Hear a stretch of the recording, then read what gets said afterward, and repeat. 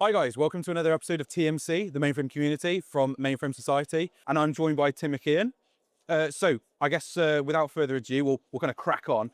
So Tim, tell us a bit about yourself. Introduce yourself to our audience. Sure. Hello. Yeah. So happy to meet you in person for the first Finally, time. yeah, Yes, it's a long finally. time coming. Yeah, and I guess I should say a nice grüezi miteinander to everybody. That was some Swiss German for you. Okay. So I know, and there will be. You're gonna have to say it at the end. So I hope you practice.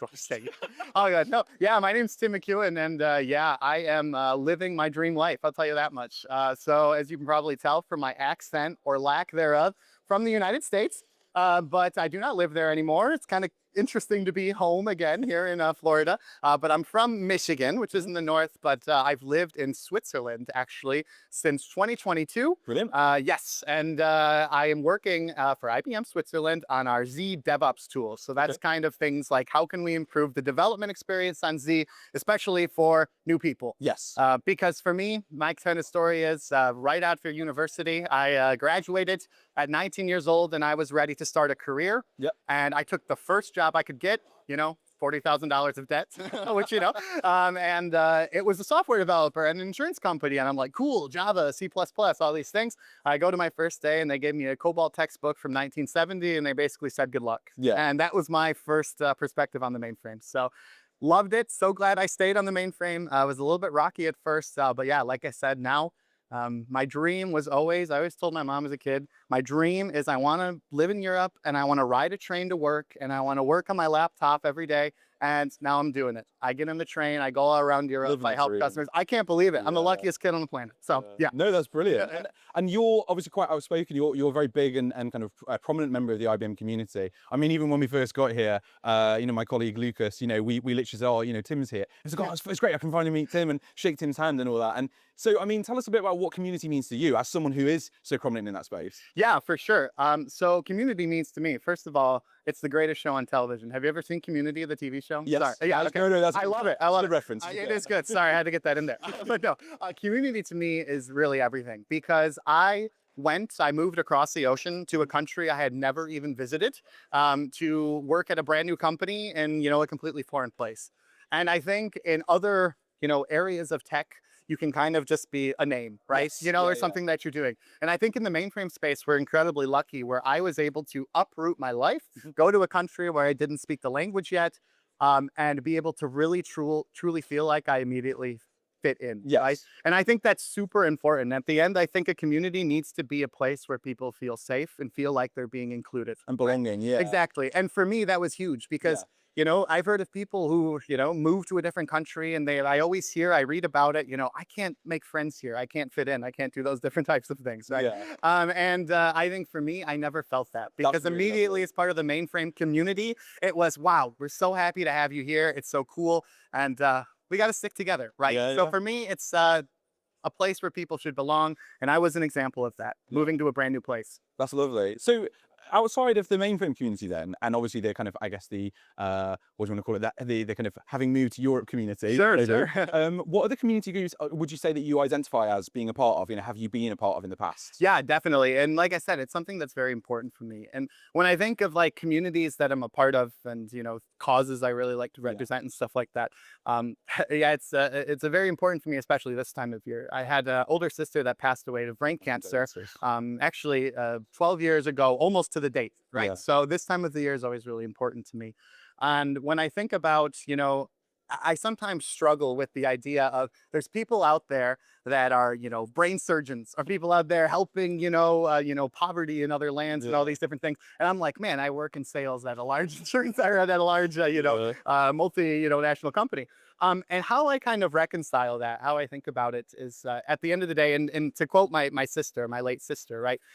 She would always say, even with her brain cancer and everything, that life is too short to be anything but happy, is what she always said, right? And her life was too short. And how I kind of reconcile that, and I know I'm giving a philosophical answer to this question, but for me, if you can make one difference in anybody's life, and make them feel included, right? Because I'll be honest, I'm not out there changing the world in a way that you're changing it for the right people. Exactly. Just enough. Yes. Yeah. And when the world is so crazy and so many like insane things are happening, I had to realize that I can only have a direct effect on the people in my circle. Cool. So I want to make my circle as big as possible and really take what I learned about, losing a loved one and also life being too short to be anything but happy, and try to make a difference for everybody and make sure that they're happy and have an influence on that, if that makes sense. No, that's Yeah. beautiful. Yeah. So I mean, do you volunteer with any other organizations? Do you do any, like, say, charity work or something? I assume, this is obviously quite an important cause to you. So do you? Yeah, for sure. So what we actually do, I mean, I guess I can say it, we have a scholarship, Joanna McKeown Memorial Scholarship, yeah, that we do up in Michigan. Obviously, I don't live there anymore.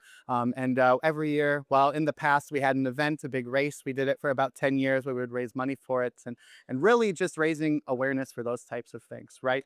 And although I don't like contribute, to the scholarship anymore because it's funded, which is amazing. I really try to take the teachings from it, which is making sure we're happy, living the best life we can with the limited time we have and those types of things, and kind of applying that. So yes, it's something I'm very active in that space. That's lovely. Yeah. So what have you maybe learned from that kind of work that you could apply or have been able to apply or maybe want to apply into the mainframe space? Has there been anything where you thought like, oh, I could see an opportunity for us to do something differently, better, maybe, what could we learn or change? Is there anything like that you have got a little case study or? Yeah, no, I think that's a wonderful question. And I think really at the end of the day, the thing I always come back to is belonging, right? And that's definitely something that you experience with, childhood cancer awareness or brain cancer awareness and all those things, that every single moment you have with these people counts, right? So I would say that's one of those things that kind of to go back to what I said earlier, since life is so short and chaotic and so crazy, I think we need to make sure we make the mainframe space as inclusive and as nice as we can so that everybody who's a part of it feels like they matter and that they're happy and all of those things, because life's too short not to be, I think. I think that's beautiful. But yeah. I think you're totally right.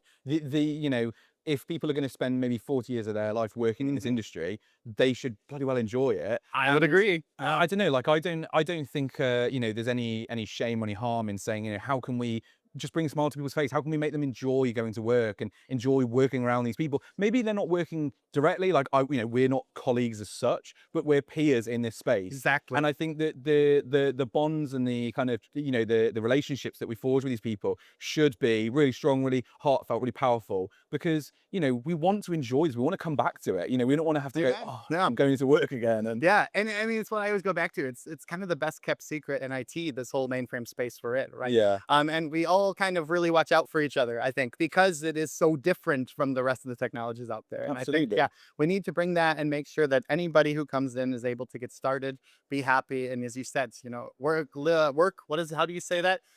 Work a job you love, never work a day in your life. Yeah, Something exactly. like that. Yeah, exactly. And I mean, I'm not saying I have a passion and I stay up every night writing COBOL code or anything, right? But I have a passion for the interactions I have with people, and Absolutely. these systems that we run are the core systems of the world, and that's kind of how I reconcile it. I'm kind of making a difference in a way. So I mean, the way I see it is, there's so many people who are struggling to get jobs, struggling to kind of afford a house, mortgages and all these kind of crazy economical situations. And if I can, help someone with, say, like we've got the WAVE scholarship, obviously you've got the scholarship. It's all about opening the doors to these people, helping them get the opportunities. It doesn't help my career, it doesn't help my progression, but that's not the point. The point is, I want to make a difference to other people. Amen. Love it. And I think that's just such a genuine thing to do, to really care. You don't really necessarily know the person, you might never see them again, but you've made a difference to them. Yeah, the story of my life. I absolutely love it. It's just knowing that I have a positive impact on anybody is really what keeps me going. And like I said, especially I used to put so much of the world on my shoulders at times, right? Because it's crazy, so many crazy things happening. So I really had to recenter myself and refocus and say, you know what? Wow, my impact's been like that the whole time. Tim McKeown, by the way. Yeah.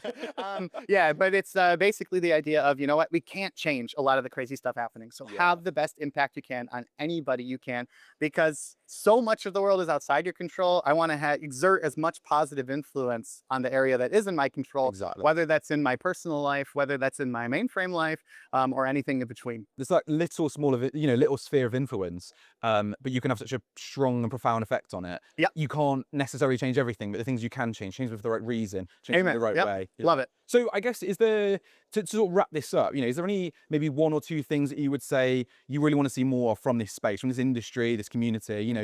If you could maybe have a call to action, what would you suggest to our viewers, to our audience? Yeah, I mean, I will tell you right now, we all kind of, it's on us to kind of change the paradigm of the mainframe. It really is. Because I mean, I work for IBM, man, and I started at 19 years old, and I'm like, wow, this mainframe thing is old, right? All these things. And I really think it's up to all of us to really kind of improve that image of it, especially for people who are new in the field.